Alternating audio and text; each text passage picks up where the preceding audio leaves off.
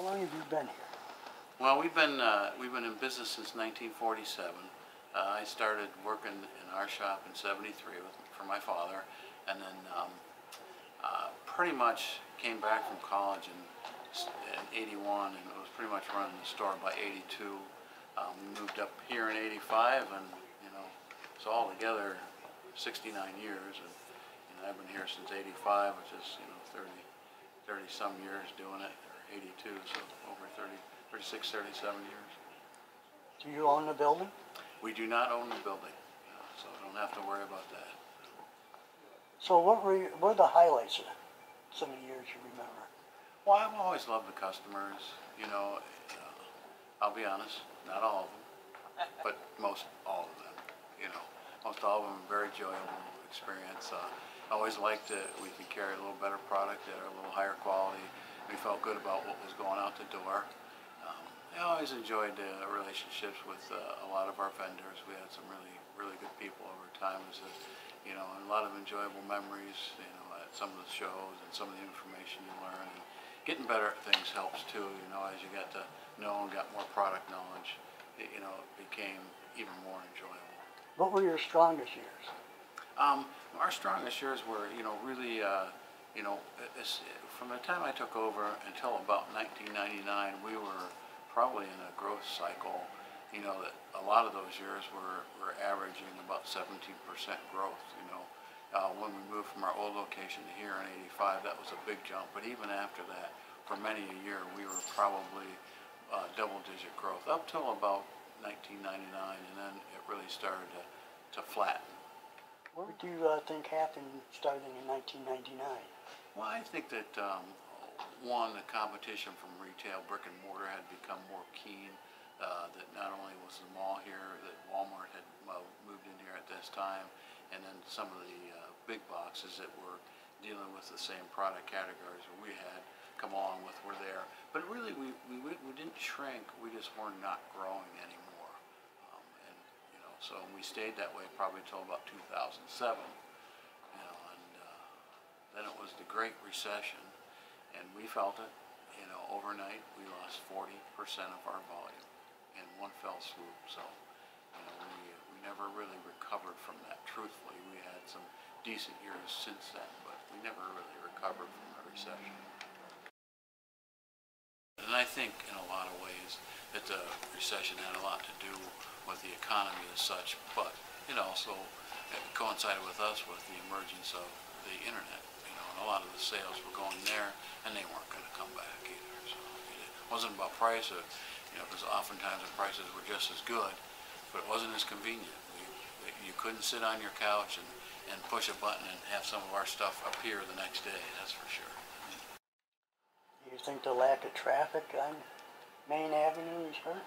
I think in some ways it has hurt. It would have been nice to be in the mall, would have been nice to be in one of the strip plazas. I'm not sure that at the end of the day that, the reality would have been that more money would have been put into the pockets of the person who owned that building. I don't know that it would have really been more beneficial for us here at the store. That's why we never made that move. Well, Carhartt was always a good item. It has been a good item for us. Lacrosse was always good. We always enjoyed that. We've always had some really good sales in military. And then a lot of our work shoes are 12-month-a-year stuff. The safety toe companies like Timberland Pro and Wolverine, Rocky, Carolina, to name a few. They were always very good items for us. So we've had a lot of different fad items. I mean, camouflage started in '97, '98, and never really fell out of favor, but it became serious fashion there for a while. How many people did you employ at your business? We're probably, we're probably at a low right now, 4 that we have here. But for the most part, we were always over 10 employees. In the busy season, it would up pretty close to 20.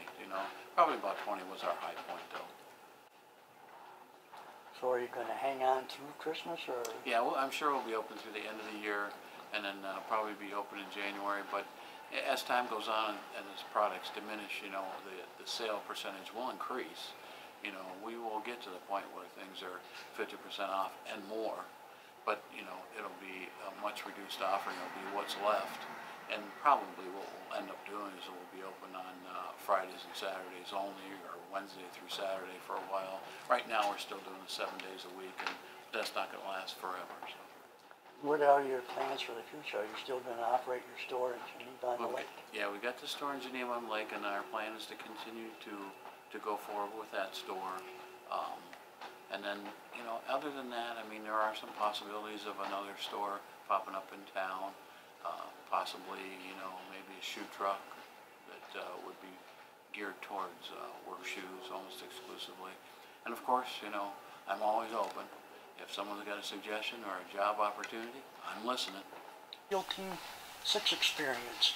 Yeah, that was it was interesting. I mean, the product was selling good, you know, after SEAL Team 6 did what they did, you know, to eliminate an enemy of ours, you know, and we were selling the product well, and, you know, nationally it was, you know, people realized that product was in vogue, or people wanted them at that moment, and we had a gentleman at that time was working for the Star Beacon, came in and took a picture of me, and I was in the background with a patch, a SEAL Team 6 patch. Well, boy, did that picture take off, you know. I was out of focus in that picture, if I remember correctly, because the focus was on the patch itself, and in some ways I'm sure that was good, you know. Who knows what enemy would have thought of me if they could actually see my face, but it was amazing. I got replies, comments, questions, and all kinds of different communications from all over America and outside of America, where I could get this product at. And I, for the life of me, you know, I had to go backwards to figure out, well, how did this even happen? I mean, I think, to tell you the truth, the camera guy came back in and told me that it had gone, and the picture had been picked up nationally and then internationally. I want to say that there's people from San Francisco that got a hold of me, New York, Chicago. I think some people from Germany had called and wanted information on it. So that picture traveled a long, long way. And simply amazing.